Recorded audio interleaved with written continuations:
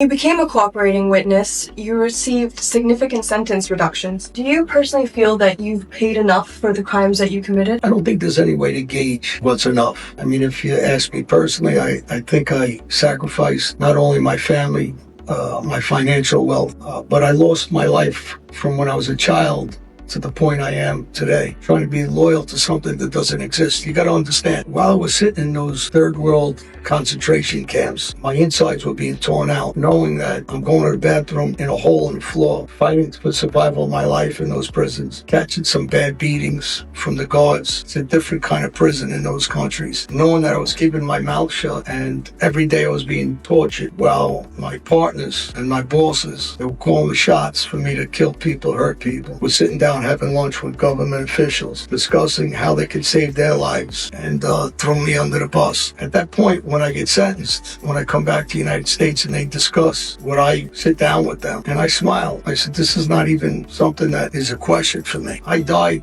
in my old life and I reborn myself into a new life. So when they gave me the opportunity to sentence me, which they don't tell you have to sign to a life sentence, for people to understand, I was sacrificing and trusting in a government that I never had trust in. And I signed on that dotted line to a life sentence. That's how much I wanted to kill the guys that betrayed me. And I wanted to kill them now using my mouth and a pen after they betrayed me. I didn't betray them because I wanted to. They forced me to by their actions. And when the government said, you're going to sign to life, we won't tell you what you're going to get. You may get life, you may get 30 years, you get 20 years. When all the smoke and dust cleared, I did about 18 and a half years between all my cases. I know the media doesn't report that accurate. Over the years, I read different things, and it doesn't matter to me what they write or what somebody believes. But 18 and a half years was sacrificed out of my life, which I believe you're never going to get that back. I'm never going to get my childhood back. I lived a life of violence since I'm a kid, and I don't think there's any number you could put on that.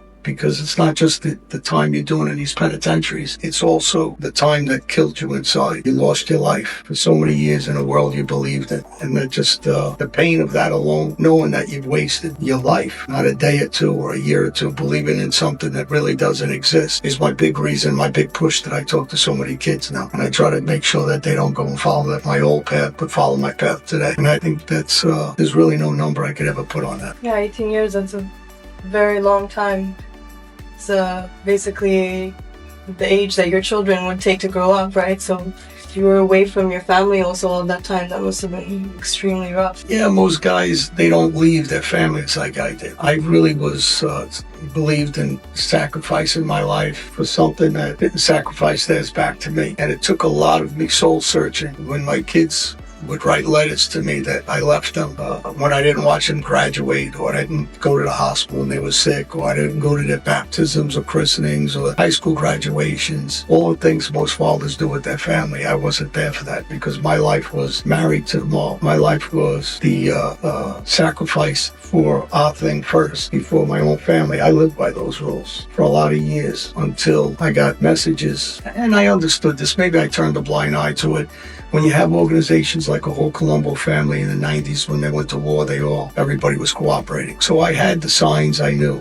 The Bonanno family, they all cooperated, the whole family. So when people say, did you know better? I knew better. I just didn't want to face the fact. It's like a man that's married and they catch their wife cheating, but they want to pretend they don't know she's cheating. I knew they were cheating on me, this organization, and I should have made that move years before, but this forced my hand because at the time I was sitting in those penitentiaries. Nobody would have sat in those penitentiaries like I did for them. And I accepted their betrayal, and then finally I had enough. So it's a hard pill to swallow because I wasted my life believing in something that really doesn't exist. Well, it's not wasted if you're setting a good example, that's for sure. Partially the media, because I had a famous case. I was plastered all over the news from being Interpol's most wanted, the FBI's most wanted list. And it helped me to understand that sacrifice and the media attention that was around me later on when I was helping kids and unintentionally didn't know that the media was going to carry it and follow me. I just did it because I wanted to change my life. I wanted to be known for some good things, not the bad. And 15 years later, the media helped me to really inform kids around the world not to go through the pain and suffering that I did. There is no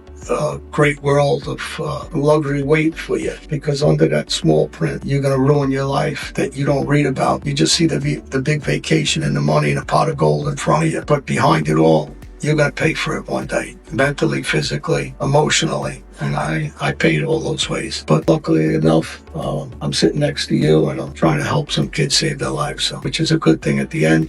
So maybe it wasn't all for no reason at all. Maybe this was God's will for me, so I can get that word out around not just my neighborhood, but around the world to hopefully push kids in the right direction.